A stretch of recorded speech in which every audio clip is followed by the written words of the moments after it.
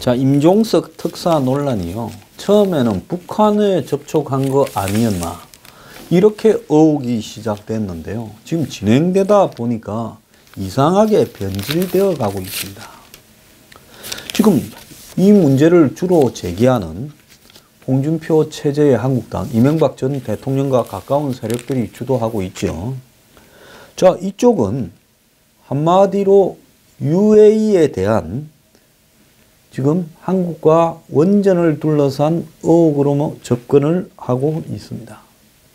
그리고 오늘 아침에 중앙일보는 UAE의 한국산 요격미사일 MSAM이라고 부르는 전궁을 UAE에 시험장을 만들고 이렇게 수출하려고 하면서 이 한국과 UAE 간의 협력을 논의 중이다.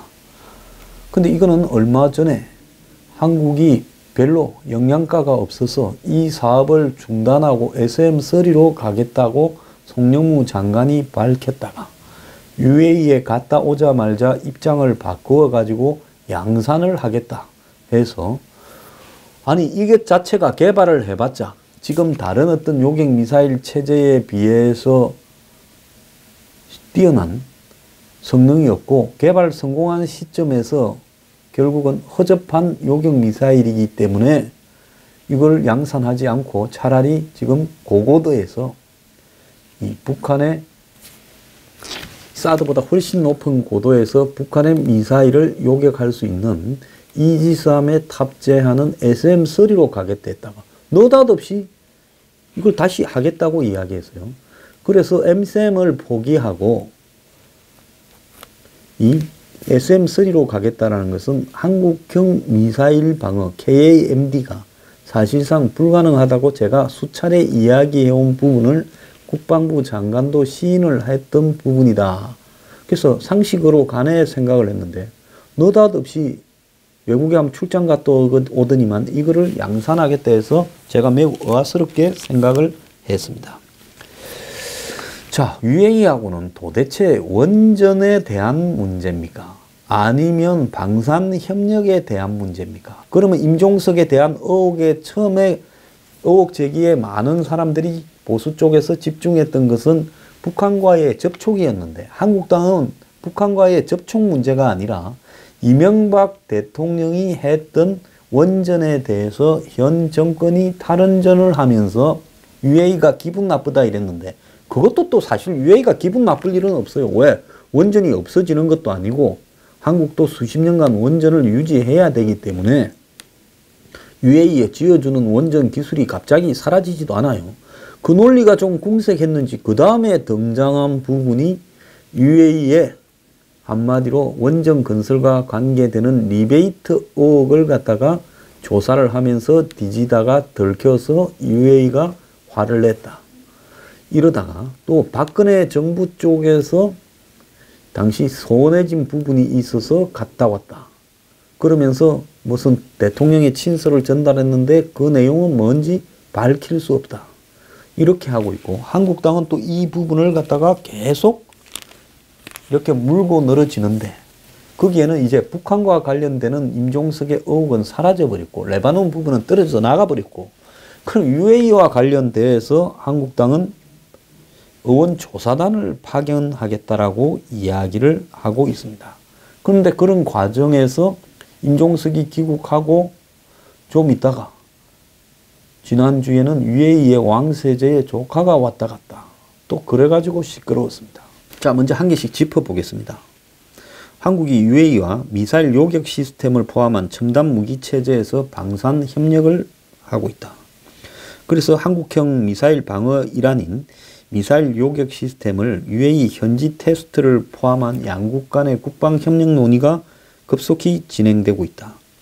그리고 이것과 관련해서 킬체인이라고 부르는 한국형 공격형 방위 체계와 발사 전에는, 그리고 발사 이후에는 KMD를 통한 요격, 그 다음에 발사 다음에는 미사일 타격 피해 이후 대량 응징 보복 등 3단계 체제를 한국이 구축하고 있는데, 이것 가운데서 KAMD, 즉 북한이 쏠 때, 미사일을 쏠 때 그것을 저청해서 요격을 할 때는 미국산 페이트리엇 팩2, 팩3 이거 뭐 20-30kg 붐이죠. 그러니까 가장 낮은 단계에서는 팩2, 팩3 그 다음에는 한 이 30에서 50 사이에는 MSM이라고 부르는 한국의 이 천국 미사일, 그리고 중고도에서는 이 MSM보다 더 성능이 고도가 높은 LSM으로 이렇게 하겠다. 이것이 한국형 미사일 체계입니다. 근데 이 한국형 미사일 체계가 사실은 의미가 없어졌어요. 왜? 북한이 고각 발사를 통해서 지금 한국으로 미사일을 떨어뜨리는 상황에서 이 MSM이나 뭐 팩2, 팩3 그리고 LSM 이런 것들이 과연 요격이 되겠는가?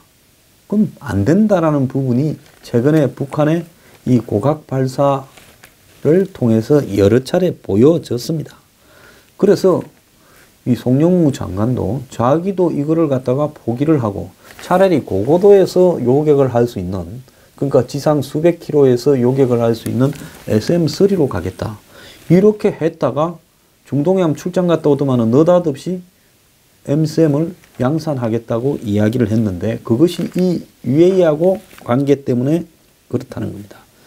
그래서 KMD하고 관련해서 UAE에 필요한 이 협력 분야는 고도 20에서 40으로 날라오는 탄도 미사일을 MSM이 요격을 한다는 거죠.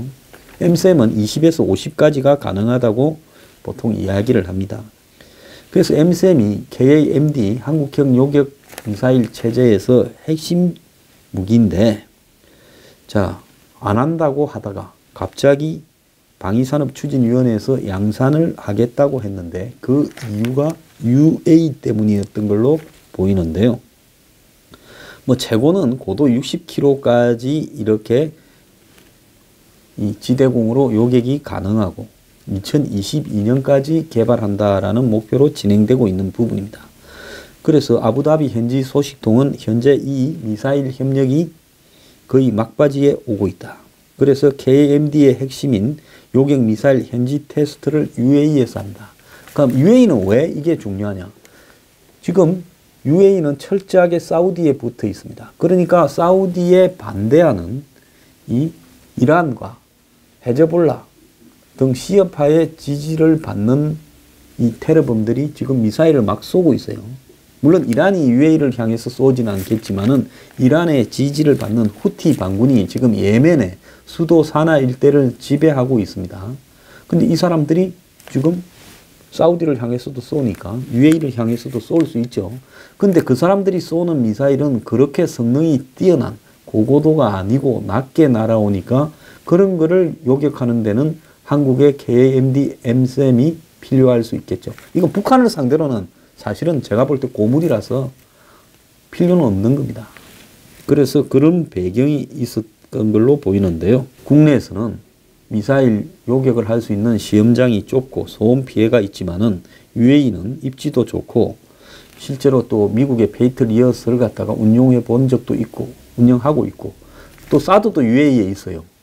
그래서 UAE는 이런 미사일 방어가 잘 돼 있는 나라이기 때문에 이런 실험을 하기 좋다 하는데, 한국이 비싼 돈 들여서 이 실험을 UAE에서 하는 거는 최근에 UAE와 한국 간에 벌어진 트러블들을 수습하는 방안으로 한국에서는 아무런 쓸모가 없어진, 개발 완성하자마자 고물이 되어버릴 수밖에 없는 MSM을 UAE에 지금 쓰게 하려고 양산을 하는 걸로 보이고, 문 정권의 입장에서는 미국형 미사일 방어에 들어가지 않기 위해서 DJ 때부터 한국형 미사일 방어 체제 KMD를 하겠다 했는데, KMD의 핵심인 MSM과 LSM이 사실상으로 개발해놔 봤자 북한이 고고도로 발사하는 이런 형편에서 그 사이 북한의 미사일 기술이 훨씬 발달해 버렸어요.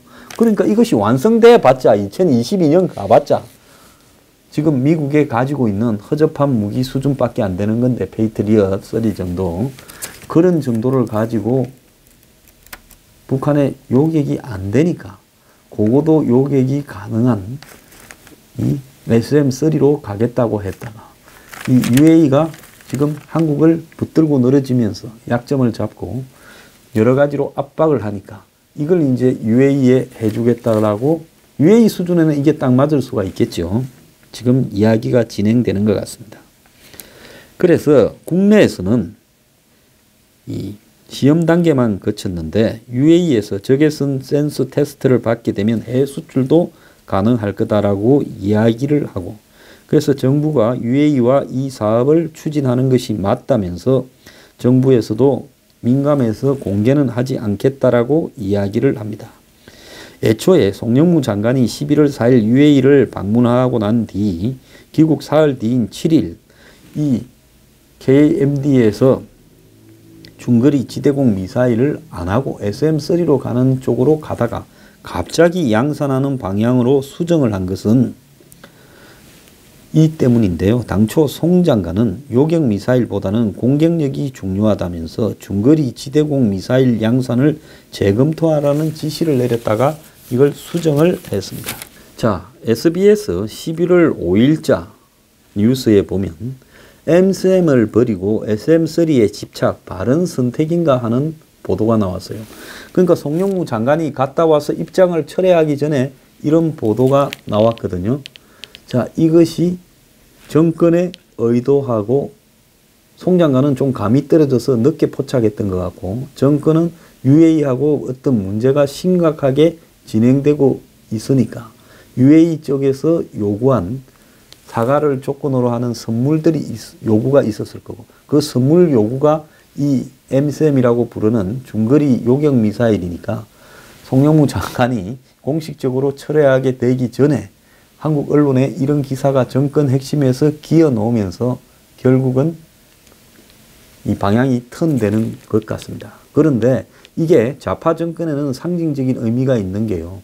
KAMD로 한다고 해야 미국의 MD에 들어가지 않을 명분이 애초에 거기에서 시작했던 겁니다. 그래서 우리가 3단계로 해서 먼저 북한에 때리고, 그 다음에 두 번째는 날라오는 미사일은 요격하고, 세 번째는 대량 응징 보복 참수작전 하겠다, 이렇게 황당한 걸 정해놓고 있고, 이 세 가지가 다 갖춰졌을 때 전시작전권을 이양한다 돼 있는데, 이 중간에 북한에 날라오는 미사일을 요격한다는 데서 한국의 핵심은 이 낮은 고도에서는 MSM, 조금 더 중고도에서는 LSM인데, 그래서 봤자 이 MSM은 50km 전후, 그리고 LSM은 그것보다 조금 더 높은 6, 70km입니다. 조금만 더 요약하면 이 20km 미만은 팩2, 40km까지는 팩3하고 이 MSM. 근데 MSM은 뭐 50km, 60km까지 가능하다 이야기도 있지만은 40km 미만밖에 안 될 거라고 보는 게 정설입니다. 그럼 6, 70km의 중청은 LSM이 이렇게 하는 걸로 되어 있습니다. 그래서 MSM하고 LSM이 KAMD의 핵심인데, 이 KAMD가 도착 즉시 사망될 수밖에 없는 이유는, 개발되자마자 무용지물인 이유는, 지금 이런 거는 과거에 노동이나 스커드 미사일로 낮은 고도에서 날아오는 것만 생각을 했지요.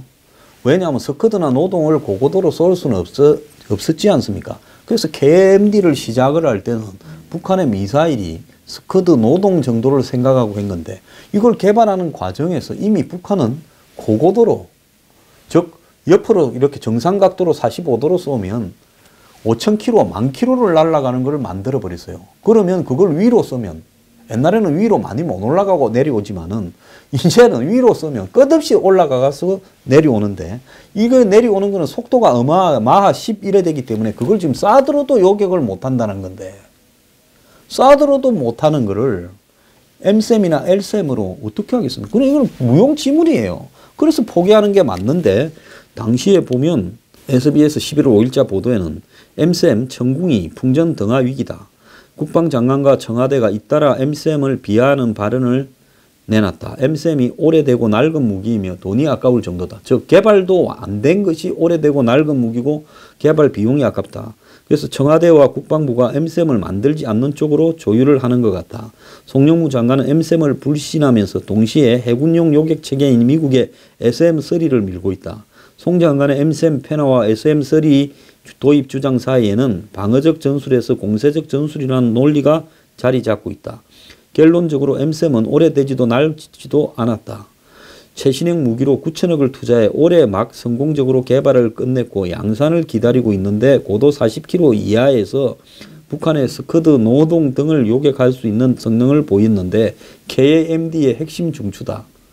그건 KAMD가 잘못된 거죠. 스커드 노동 수준을 벗어났단 말입니다. 송영무 장관은 결국은 개발해봤자 용도가 없는 거를 이렇게 버리고 현 단계에서 북한이 저렇게 미사일 기술이 발달했는데 좀 비싸지만은 SM-3를 미국 걸 일본하고 공동 개발한 걸 도입을 해서 이지스함에 달아야 된다. 이렇게 가한 거죠. 이지스함이 SM-3가 없으면 이지스함이 아니죠. 자, M3은 당초 21년까지 이렇게 개발을 완성하기로 했는데 우여곡절이 있어서 최근에 뭐 각종 실험에서 요격률을 보이면서 성공한 것처럼 보이지만은 사실상으로 이 용도가 매우 없어져 버린 미사일입니다. 자, 그런데 KAMD의 중추인 이 M3이 결국은 이 미국의 팩2, 팩3 수준밖에 안 되는 건데 지금 이것이 무슨 필요가 있겠느냐는 겁니다.